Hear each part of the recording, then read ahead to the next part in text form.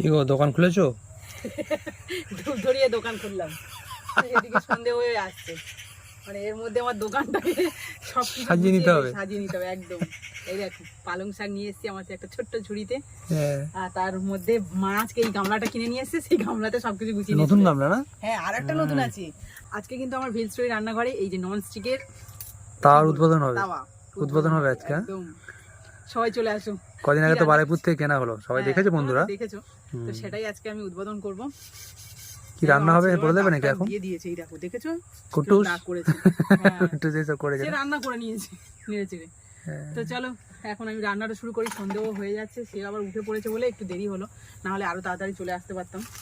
একদম। তো আজকে আমি কি বানাবো সেটা বলি। আমার আরো দুটো, ওহো, আজকে সবকিছু নতুন আছে। এই দেখো স্প্যাচুলা, আবার এটা কি বলে ব্রাশ। এই ব্রাশ আমার ছিল কিন্তু সেটাও নষ্ট হয়ে গেছে বলে আবার নতুন করে কিনতে হলো। আবার প্রিয়াঙ্কার দ্বারাই কিনেছি কিন্তু মেলা থেকে এনেছি। একদম ছোট ছোট সাইজের। তো দেখা যাক কি হয়, চলো শুরু করা যাক।